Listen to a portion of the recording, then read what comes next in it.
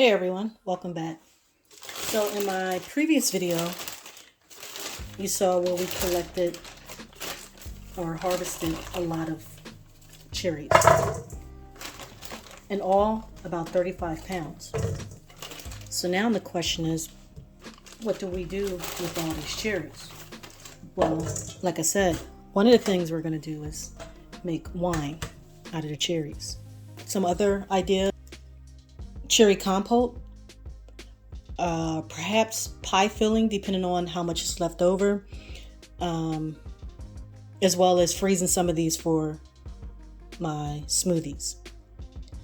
Now, the next question is, how do we prepare these cherries? Well, for one, I'll be washing all of these, and two, I have to go through and pit them. Now, obviously, I'm not going to pit them like this. This will take way too long. My fingers will get tired, and this doesn't look nice.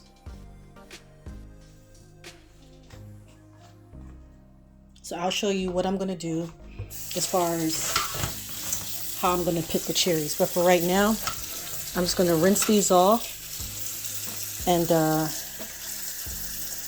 remove the stems.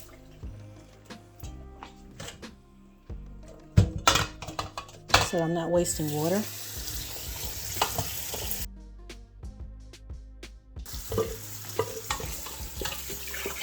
So I removed all the stems, I rinsed them. This was the bag of cherries that was displayed in the video, so I want to do this bag, and then I'll do one of the other totes tomorrow, or containers tomorrow, and then I'll do the third one the next day. So if you're curious how I'm going to pit these cherries, I have two different tools or gadgets.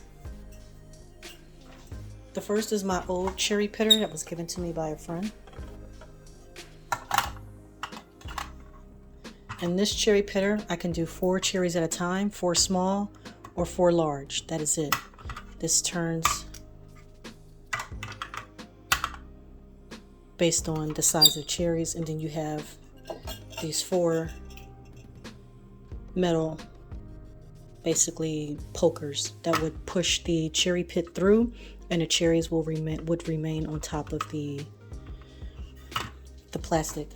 These are 4 small cherries, so I would actually turn it on the small side, put the cherries on there, and here are the cherries. So you can see the 4 pits on the inside. So I would have to sit there and do that until all 35 pounds of the cherries were processed. Another way, or another tool that I can use, is this right here. It's called this is German, so I'm not going to pronounce this properly, but Leafheit, so I don't know. So I don't know if you can see this, but the cherry will come down this little path here. There's a little hole here, and that is how the cherry is pitted. And then when I release this, the cherry should come down this little chute here and fall into this container. The difference between the other tool is that I had to, do 4 at a time, picking them out, switching the way the container, switching the container based on whether it was small cherries or large cherries. But here, I can just load the cherries up, throw them in there. So I don't know if you saw, I just loaded the hopper up with a handful of cherries, and now all I'm going to do is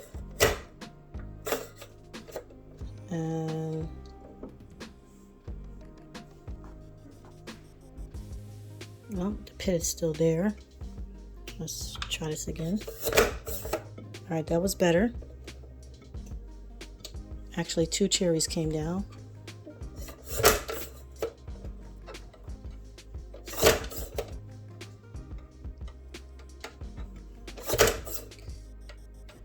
There's minor design flaws, but I think it's working better than the other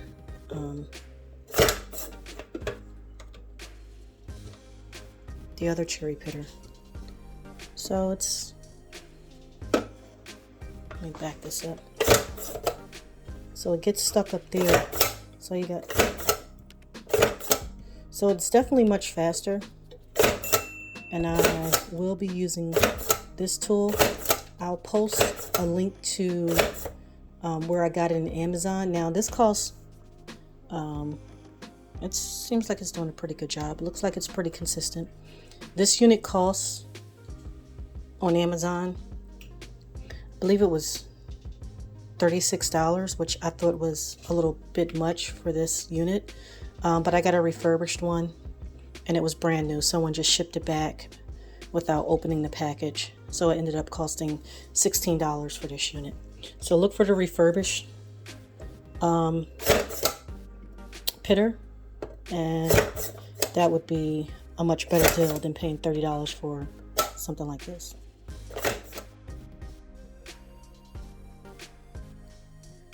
Now, for those of you who may not have the money to spend on a cherry pitter, there are other things that you may need to spend money on. You don't have to buy anything like this that costs $36 full price or $16 for something that's refurbished, nor do you have to buy anything like this. You can keep it very basic and pit your cherries with chopsticks.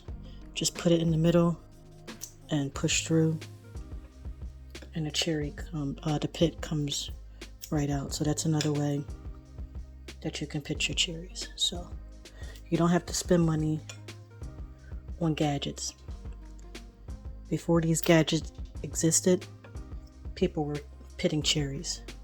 And I've seen some people, oops, that one fell. I've seen some people pit cherries using a straw. So this is the smaller of the batch that we've just done. Just completed pitting all these cherries. And here, these cherries will go in the freezer, and these will be packed away in a Ziploc bag once they are frozen. And this is the way you can freeze. This is the way I normally freeze my fruit or whatever I'm freezing. Some of my vegetables as well. In my video, when I froze some of the bell peppers, this is the way you can freeze them and then store them in a single Ziploc bag, and they won't be stuck. They won't stick together in this one huge clump. So this is a good way to do that. So I'll be doing this for the second batch as well, so I can have enough frozen cherries to last me for the summer. And here are the frozen cherries. They're completely frozen, as you can hear. So now I'm going to put them in a Ziploc bag, and from there they'll go in the freezer. And when I'm ready for some, instead of them being all clumped together because they were pre-frozen, I can just take out what I need. And instead of wasting multiple small size bags, I can just use 1 gallon size Ziploc bag, and I'll be doing this 3 more times. So by then this Ziploc bag should be full. And here's the next batch of cherries that will be going into the freezer. And I'll show you when they're done. Here is the second batch of cherries that I froze on a single layer. And here is the bag of cherries. This is from the first batch, and as you can see, none of them are clumping together. So that's why I don't mind taking my time to do this. You just put it in a single layer, put it in a freezer for a few, a couple hours. And from there, I bag it up. And this bag of cherries is strictly for smoothies.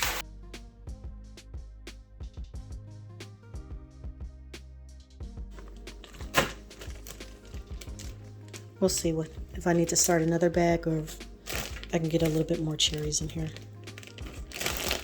But yeah, this is basically the cherries that I will be using for the duration of the summer to make smoothies. Now keep in mind that we have other fruit that we'll be harvesting from the homestead. So it's a good amount.